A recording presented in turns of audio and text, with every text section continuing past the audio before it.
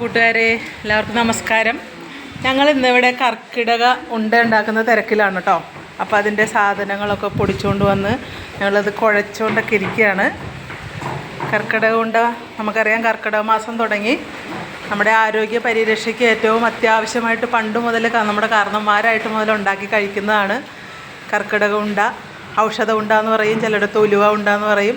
പല രീതിയിൽ പല ഔഷധ കൂട്ടുകളൊക്കെ ചേർത്താണ് ഇത് ഉണ്ടാക്കുന്നത്. അപ്പോൾ ഞങ്ങളുടെ വനിതകൾ കൂട്ടായ്മയായിട്ട് ഞങ്ങൾ കുറച്ച് പേര് കൂടിയിട്ട് ഔഷധ ഉണ്ട ഉണ്ടാക്കിക്കൊണ്ടിരിക്കുകയാണ്. ഹലോ, ഹായ് ഹായ് ഹായ് ചേച്ചി, ഹായ് ഹായ് ഹായ്. അപ്പോൾ നമുക്ക് ഇവരോട് തന്നെ ചോദിക്കാം ഇതിൻ്റെ എന്തൊക്കെയാണ് പ്രിപ്പറേഷൻസ്, എന്തൊക്കെയാണ് ഇതിൻ്റെ ഗുണങ്ങൾ എന്നൊക്കെ. അപ്പോൾ ഇതൊക്കെ ഒരുപാട് കാലമായിട്ട് ഉണ്ടാക്കുകയും കൊടുക്കുകയും കഴിക്കുകയും ഒക്കെ ചെയ്യുന്ന ഒരാളെ നമുക്കിന്ന് പരിചയപ്പെടാം.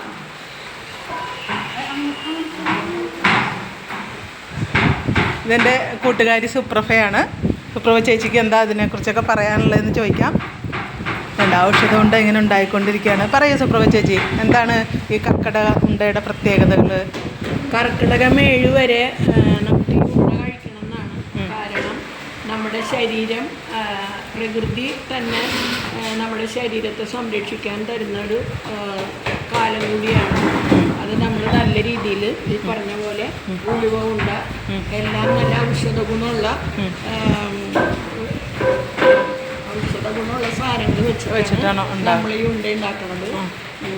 അതായത് ഞവരരി, ഉലുവ, ജീരകം, പിന്നെ ജീരകം, ശർക്കര, ശതോപ്പ,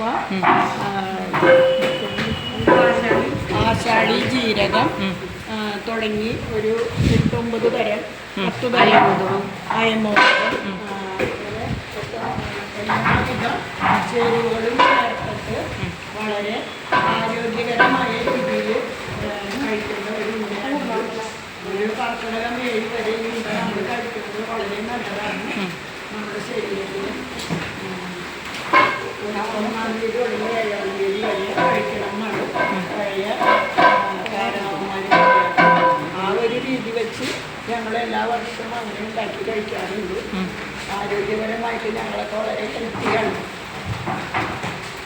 ശരി ശരി. അപ്പോൾ എല്ലാവരും ഉണ്ടാക്കുക എന്നിട്ട് എല്ലാവർക്കും കൊടുക്കൂലേ? അപ്പോൾ എല്ലാവർക്കും എടുത്തു എടുത്തു.